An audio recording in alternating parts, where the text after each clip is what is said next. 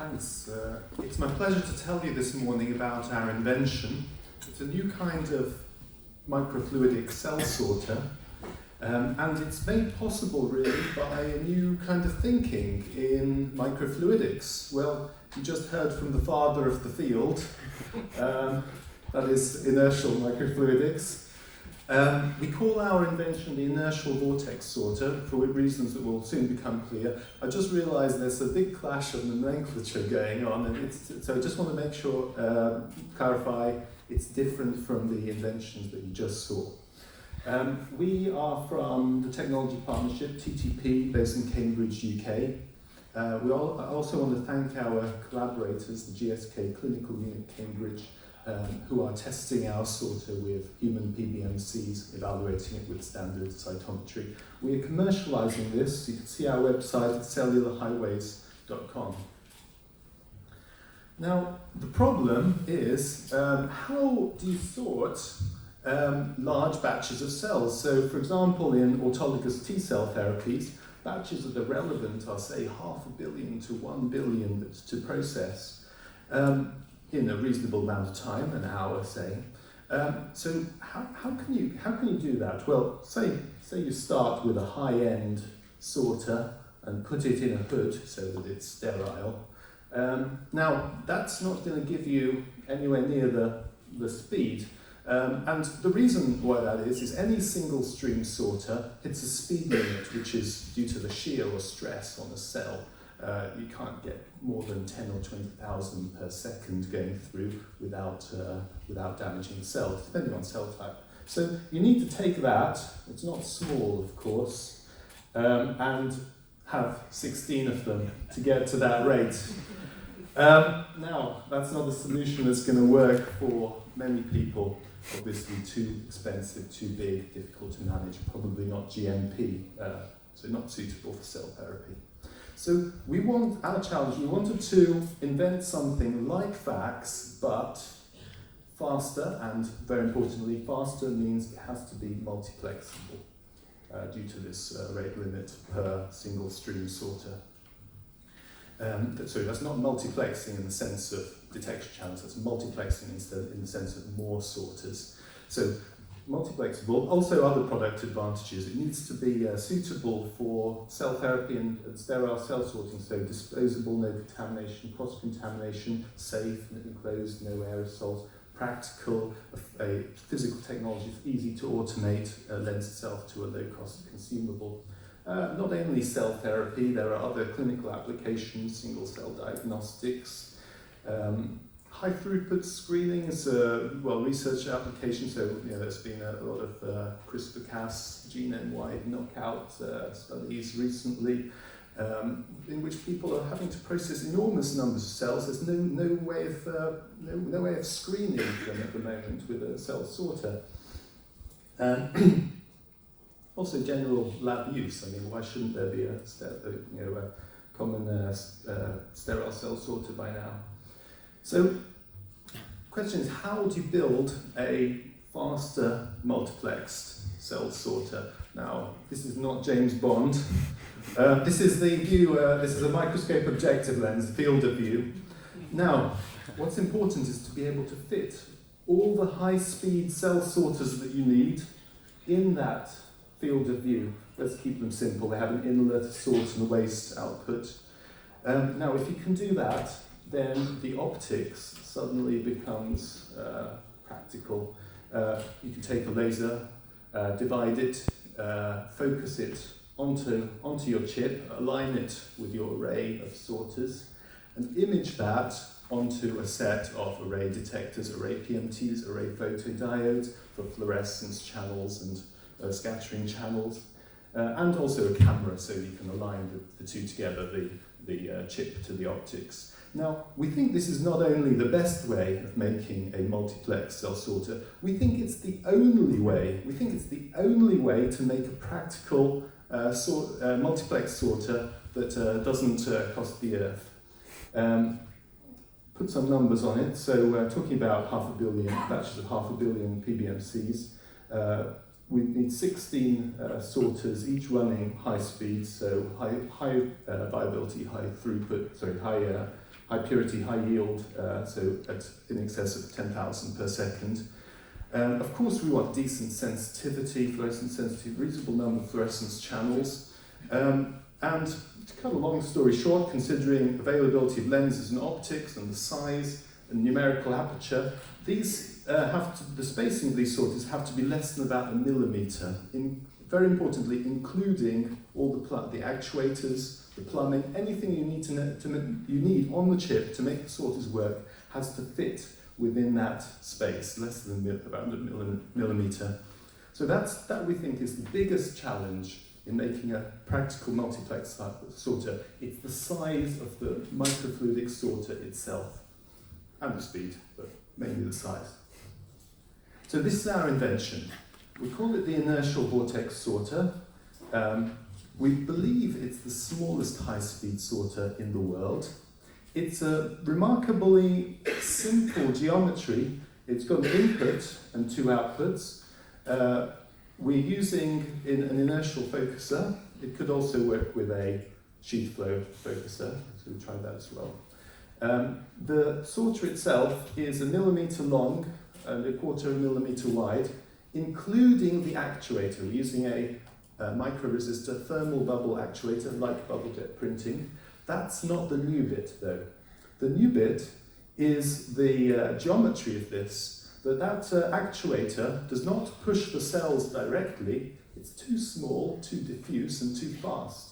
But it creates, in that geometry, a transient vortex that persists for a very small amount of time, drifts downstream with the cell of interest, pushing it across the stream's lines into the sort channel. I'll show you videos in a moment.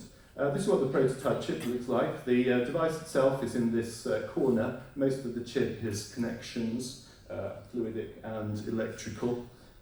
We built a simple but high-performance cytometry rig to measure this sorter as well. So how it works, simulations first so you can visualize it, and then we show you the real thing. Focus stream of cells comes in, and the actuator is in this pocket here. So the actuator is within the channel. There are no side channels or anything external to complicate this. There's this sharp push-pull of the bubble expanding and collapsing, and that generates a vortex around this edge. So this little edge, you see it in a moment again, sheds a vortex, sheds a single vortex, which persists for 100 microns or so, and pushes one cell of interest out of the stream. And that's the basis of the sorter. The same simulation again, just vector flow field, so you can visualize that sorter better. So you can see that swirl shed and drift downstream like a smoke ring.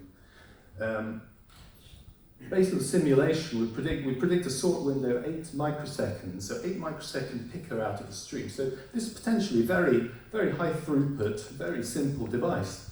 I'll show you how it works IRL in real life. So this is that little flash is it going through the laser. You can see the brief flash, the silhouette of the bubble poking out from under the actuator. If we actuate at the right moment, the particle goes to sort. If we don't actuate, it goes to waste. Very simple. Why is the inertial vortex good for sorting? Well, if you take the thermal vapor bubble by itself, and we weren't the first to think of using thermal vapor bubbles in sorting, of course, the trouble with the thermal vapor bubble is it's too fast, and unless you make it much bigger than say, the equivalents in bubble jet printing, it's also too small for sorting.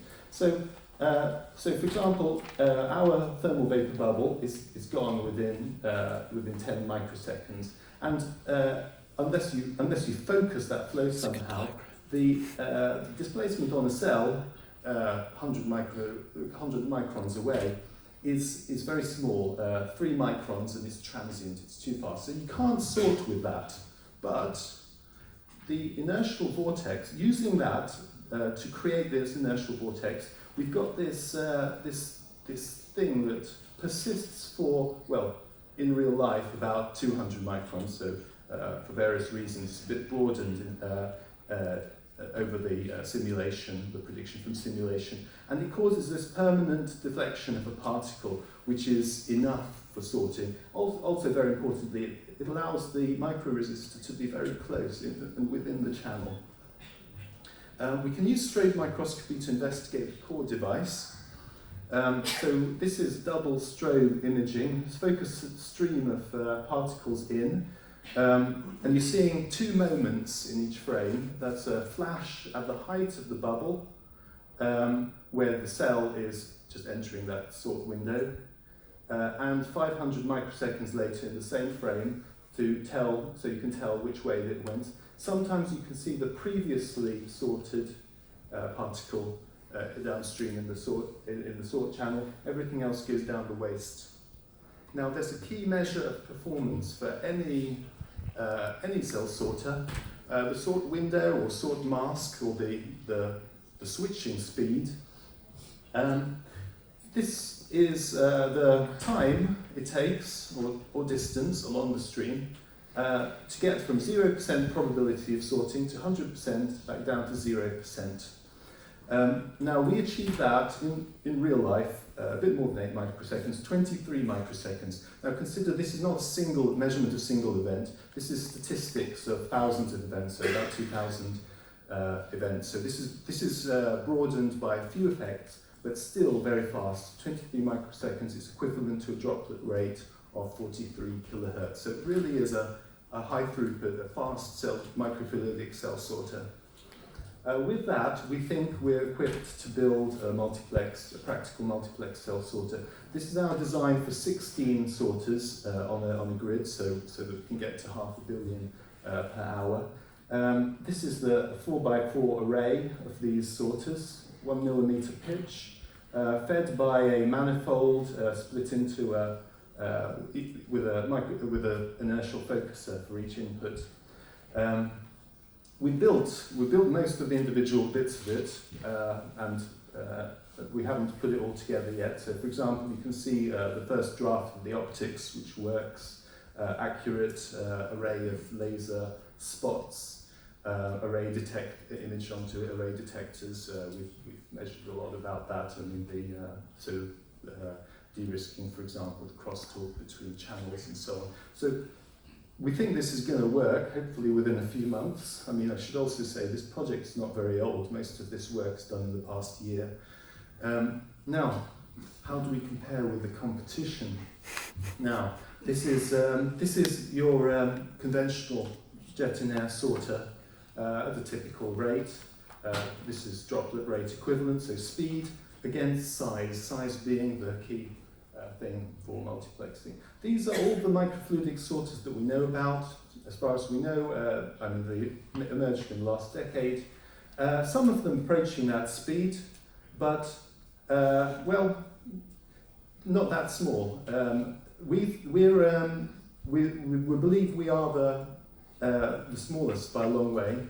And because of the simple structure of this, we're the most suitable for multiplexing. In fact, we think we're the only one that's really suitable for multiplexing at the moment. So that's where we hope to get to, the 16-plex, which should be a lot faster than anybody else's cell sorter. Now, some results on the whole system. So that results so far were on strobe measurements of the core device, but of course, we've got to demonstrate this complete system, including the optics, the gating and everything. We've designed this around lymphocytes, so sizes, considering the sizes, 6 and 10 micron beads, JERCATs and PBMCs in progress. Firstly, it seems to be very resistant to blocking. Typically we're putting 15 million PBMCs through it with a standard preparation without blocking. We're measuring the populations subsequently on our standard cytometer, which is a VACS counter 2. A couple of representative separations, and before we look at the numbers, the performance, purity, I should I should point out that there's no coincidences or doublet detection at the moment. It's just simple fluorescence threshold gating. How do the numbers look? So purity statistics compared to an ideal sorter, a sorter that sorts perfectly except for Poisson coincidences and the probability doublet, which comes from the measured droplet rates. Amazingly, we are beating Poisson, beating it a lot for beads, beating it a little bit for PBMCs. We only have data up to 3,500 or so for PBMCs at the moment, but that's because a lot of this data we got it last week. So we think within the next few weeks we can show a lot more data with PBMCs. Now the beating Poisson is a surprising result, but it's probably due to the upstream hydrodynamic interactions. Well, we heard from Dino. The exclusion between particles due to inertial effects upstream. Anyway, tests are ongoing.